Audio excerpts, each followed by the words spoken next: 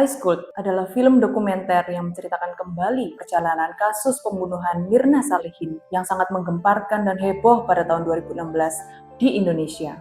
Film dokumenter ini tayang di Netflix mulai tanggal 28 September 2023 dan hingga sekarang selalu masuk dalam 10 film teratas di Indonesia hari ini versi Netflix. Film berdurasi 1 jam 26 menit ini berhasil memunculkan fenomena yang menarik di kalangan netizen Indonesia pasca penayangannya. Salah satunya adalah gerakan atau suara netizen yang menyatakan bahwa Jessica tidak bersalah dan seruan untuk membuka kembali kasus ini di pengadilan. Di media sosial berterbaran hashtag Save Jessica dan hashtag Justice for Jessica yang sempat menjadi trending di berbagai platform. Bahkan ada seruan bagi presiden untuk turun tangan mengintervensi kasus ini, yang mana tentu saja tidak bisa dilakukan bahkan oleh seorang presiden sekalipun karena melanggar undang-undang. Namun, jika kita melacak kembali perjalanan kasus ini dari awal, justru pada saat itu netizen sangat yakin dan mengutuk perbuatan Jessica yang meracuni Mirna dengan sianida.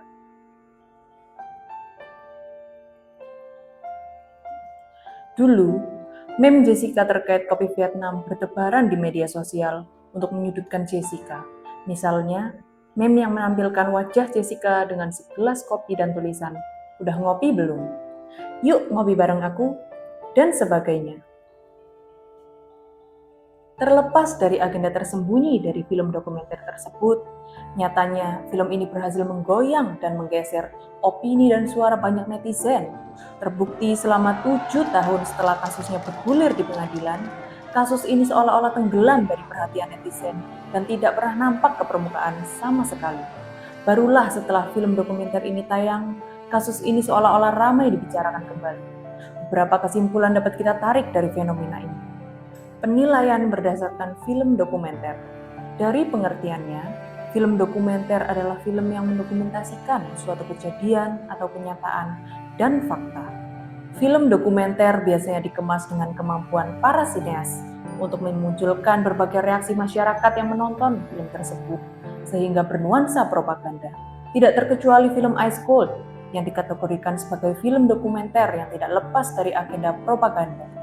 Walaupun kita tidak pernah tahu apa agenda para sineas membuat film Ice Cold, tetapi sepertinya reaksi dan penilaian masyarakat yang timbul setelah menonton film ini mencerminkan hal tersebut.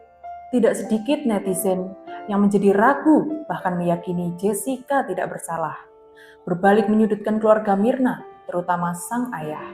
Sandi, saudara kembar Mirna, sempat angkat bicara lewat Instagramnya dengan menuliskan, "Please watch the real trial, not just because of 1 hour documentary, you can get all your conclusion." Bahkan, sang ayah pun juga sempat bereaksi keras dengan mengatakan bahwa Netflix adalah sampah. Jadi Netflix itu mohon dilupakan aja karena dia itu bikin itu sampah lah, kasarnya habis ya. Jadi nggak benar. Satu hal yang patut kita pertanyakan adalah, apakah kita telah membuat penilaian yang adil dan berimbang hanya melalui satu film dokumenter saja? Mengingat kembali definisinya, film dokumenter dibuat untuk memunculkan reaksi masyarakat dan memiliki agenda tertentu. Apa agenda film Ice Cold? Banyak orang mengatakan bahwa sebenarnya film ini bukan ingin mengungkapkan Jessica salah atau tidak, melainkan kebobrokan sistem pengadilan negeri ini. Penilaian di tengah-tengah kebobrokan sistem pengadilan di Indonesia. Bagi mereka yang tidak mengikuti kasus ini dari awal, melalui persidangan yang disiarkan secara langsung maupun tulisan media massa, dan hanya memberikan penilaian melalui film dokumenter saja, dirasa tidak adil dan berimbang. Apalagi jika benar agenda para sineas membuat film ini bukanlah untuk menunjukkan siapa yang salah dan siapa yang benar, melainkan untuk mempertontonkan keburukan sistem pengadilan di Indonesia. Sebenarnya, tanpa film Ice Cold, kita sudah mengetahui kebobrokan sistem pengadilan di Indonesia. Dari banyaknya kasus korupsi dan suap yang dilakukan oleh aparat penegak hukum hingga berbagai kejanggalan kasus-kasus yang mencuat. Itu sudah mencerminkan rusaknya sistem pengadilan di dalam negeri. Dari film Ice Cold sendiri nampak beberapa kejanggalan kasus Jessica Wongso. Misalnya, pendapat para ahli yang tidak dipertimbangkan hingga larangan wawancara dengan Jessica Wongso sendiri oleh kru film. Dan bisa saja banyak fakta-fakta lain yang dengan sengaja tidak diungkap selama persidangan untuk agenda-agenda tertentu. Dengan fakta dan kenyataan seperti ini, dirasa sulit bagi kita sebagai masyarakat biasa untuk ikut menilai atau setidaknya ikut memberikan penilaian terhadap suatu kasus. Masih terlalu banyak fakta yang terjadi di balik pengadilan yang kita tidak ketahui atau tidak diungkap kepada publik. Dan jika kita membuat penilaian dengan fakta pengadilan seperti ini, atau hanya melalui film dokumenter yang jelas-jelas bukan fakta hukum, tetap dirasa tidak adil dan berimbang. Penilaian subjektif manusia. Harus diakui, penilaian kita sangat mudah dipengaruhi oleh sesuatu. Spirit zaman postmodernisme yang meragukan segala sesuatu juga menimbulkan spirit anti-intelektualisme atau spirit yang mementingkan keyakinan dan emosi ketimbang fakta. Penilaian berdasarkan keyakinan dan emosi adalah subjektif karena dapat berubah-ubah tergantung situasi dan keadaan. Oleh karena itu, tidak heran bisa saja pada saat pengadilan berlangsung, masyarakat beramai-ramai mengutuk perbuatan Jessica yang meracuni Mirna. Tetapi, ketika film Ice Cold muncul, seolah-olah masyarakat berbalik membela Jessica. Bagaimana sebaiknya kita menilai sesuatu dan menyikapi film Ice Cold? Ada beberapa prinsip Alkitabiah. Prinsip menghakimi atau menilai. Apakah orang Kristen boleh menghakimi? Tuhan Yesus pernah berkata, "Jangan kamu menghakimi, supaya kamu tidak dihakimi," di dalam Matius 7 ayat 1.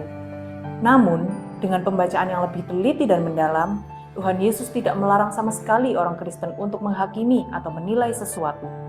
Namun, kita harus memperjelas terlebih dahulu alasan Tuhan Yesus melarang kita untuk menghakimi.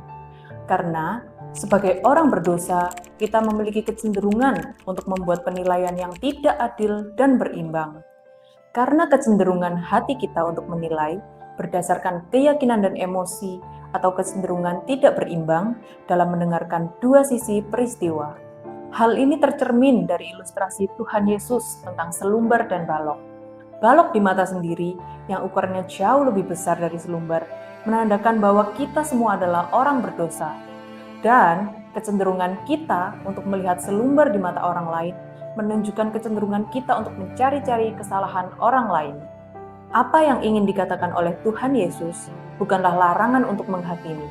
Banyak orang Kristen yang menjadi hakim, melainkan prinsip kehati-hatian dalam menilai. Karena kita harus menjunjung tinggi keberimbangan dua sisi dari suatu kisah. Prinsip keberanian menyatakan kebenaran. Prinsip kehati-hatian dalam menilai bukan berarti orang Kristen menjadi pasif atau tidak berani dalam menilai. Jika prinsip dua sisi dari suatu kisah telah terpenuhi, kita tidak bisa berdiam diri.